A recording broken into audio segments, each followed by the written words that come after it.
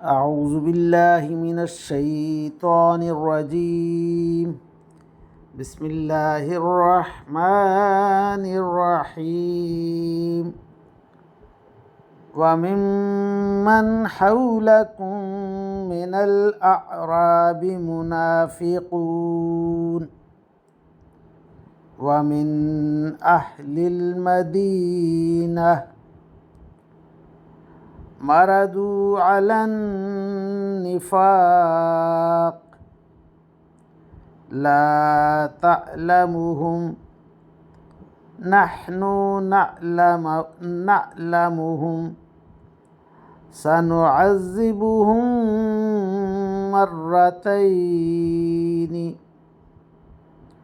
ثُمَّ يُرَدُّونَ إِلَى عَذَابٍ عَظِيمٍ آمنت بالله صدق الله مولانا العظيم وصدق رسوله النبي الكريم ونحن على ذلك من الشاهدين والشاكرين والحمد لله رب العالمین۔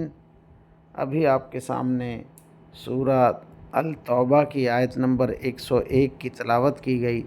انشاءاللہ کچھ ہی دیر بعد عزت مآب راؤ شانواز صاحب اس آیت کا ترجمہ، تشریح اور تفسیر بیان فرمائیں گے۔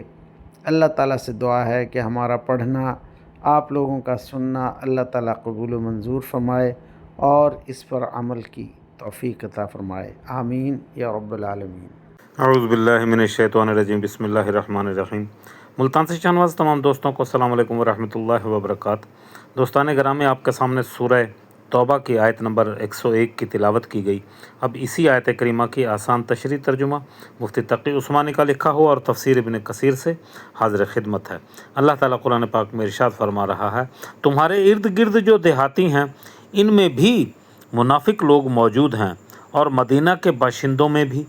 یہ لوگ منافقت میں اتنے ماہر ہو گئے ہیں کہ تم انہیں نہیں جانتے، انہیں ہم جانتے ہیں۔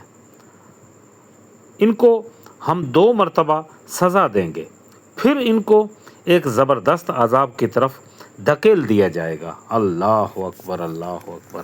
اب ان آیات کریمہ کی تفسیر ابن کثیر سے حافظ ابن عساکر رضی اللہ تعالیٰ عنہ کی کتاب میں ترجمہ ابو العمر بیروتی میں روایت فرمایا ہے کہ ایک آدمی جس کا نام حرملہ تھا نبی کریم صلی اللہ علیہ وسلم کے پاس آیا اور کہا کہ ایمان تو یہاں ہے، اور اشارہ اپنے زبان کی طرف کیا، اور نفاق یہاں ہوتا ہے اور اشارہ اپنے ہاتھ کی طرف کیا، اور اپنے قلب کی طرف،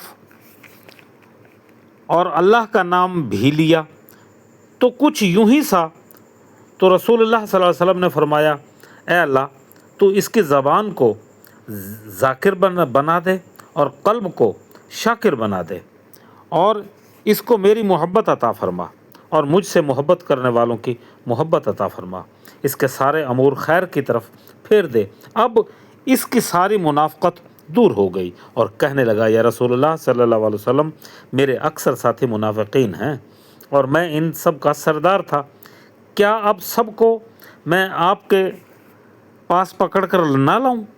تو آپ نے فرمایا، جو آپ ہی میرے پاس آ جائے تو وہ ٹھیک ہے، اس کے لیے اللہ سے مغفرت چاہیں گے، اور جو نفاق پر اصرار کیے رہے اس کو اللہ اس کو خود دیکھ لے گا۔ تم کسی کا راز فاش نہ کرو۔